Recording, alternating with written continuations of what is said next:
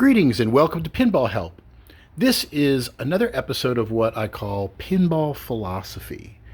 And I've been wanting to do this particular video for a while, but I wasn't quite sure what game to use and how to bring it about. And I thought, you know what? This is a concept that applies to all different pinball machines, from modern games, all the way down to the earliest machines. And I thought it might actually be better to illustrate it with just one simple old game. So what I'm talking about today are sucker shots, or the risk-reward factor in pinball, and how that basically plays out. And I think any of these old electromechanical games are pretty good in being able to demonstrate that. So I am using a Gottlieb target pool. This is a wedge head machine, and got one little light out right there, but other than that, the game is playing pretty nicely. So let's talk about what sucker shots are. Well, a sucker shot is basically a very high risk shot. It's typically reserved for shots that maybe you shouldn't make, but they're very easy to be enticed into shooting, kind of low-hanging fruit, and they will cause the ball to drain. So there are high risk shots. Now there are high risk shots in other games where they're necessary, they're just risky. But sucker shots are shots that you typically just want to avoid if at all possible. Or if you need to make them hitting a certain target, you do it in a non-standard way. You don't shoot it directly. So let's talk a little bit about the philosophy of risk-reward in pinball, specifically as it pertains to sucker shots. So what exactly is the general idea of a pinball machine? Obviously, it's you versus gravity. You got this ball, and this ball is going to be bouncing all around, and you want to keep it in play. You don't want it to drain. Now, there's obviously two basic ways you lose the ball: straight down the middle, and through the out lanes, usually. So, obviously, in the middle, there's techniques there where you just want to avoid shots that'll send the ball right down the middle to minimize that. But these out lanes, these are the shots that you also want to kind of avoid. And there are common kind of things that sucker shots will end up leading you to. So let me demonstrate a sucker shot. On this particular game, Target Pool, the sucker shots are these two targets at either end in the center. Now, if you shoot straight in the middle from the flippers, that's a sucker shot too, because when you fire a pinball, the angle at which it hits a target is the same angle it's going to come off. So if you shoot a very narrow angle, it's going to come right back. If you shoot a very far angle, it's going to divert off at a far angle. So a shot straight down the middle, or a shot straight ahead like that, will send the ball straight down the middle. Likewise, there's kind of pinball angles here where if you shoot these shots, they're high risk.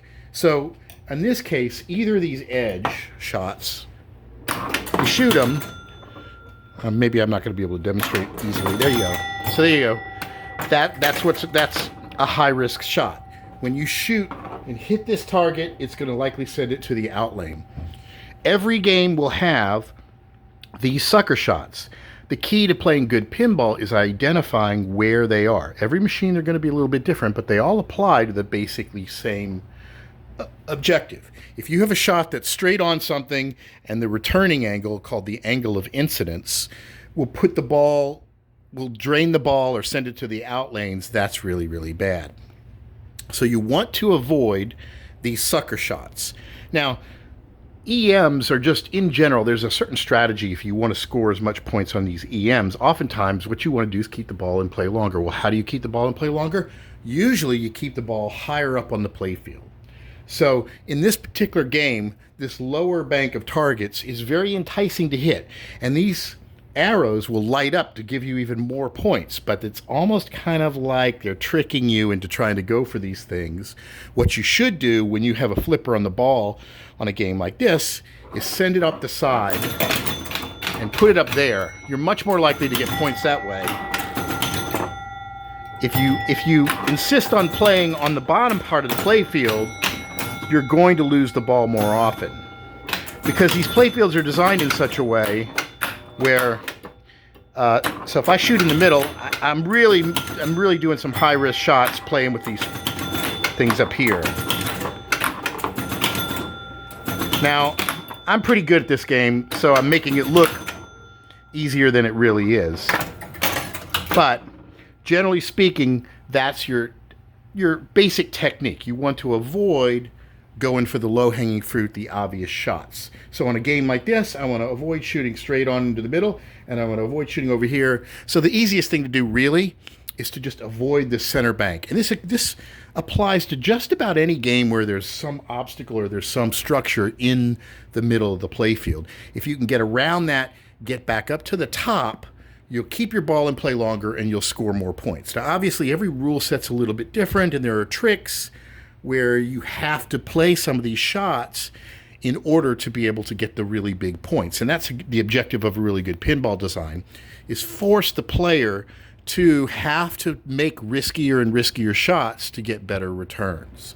But in a general sense, if you're playing it safe, or just in general, avoid the dangerous shots. Avoid hitting stuff closer onto the playfield. Now, let's also talk about one other basic pinball dynamic in the risk-reward part of pinball, and that is up and down movement versus left and right movement, lateral movement. On a pinball machine, if the ball is going up and down, that's good. If it's going left to left and right, that's really, really bad. And the reason for that is because lateral movement increases the possibility that the ball is going to go down the out lane, and that's what you don't want.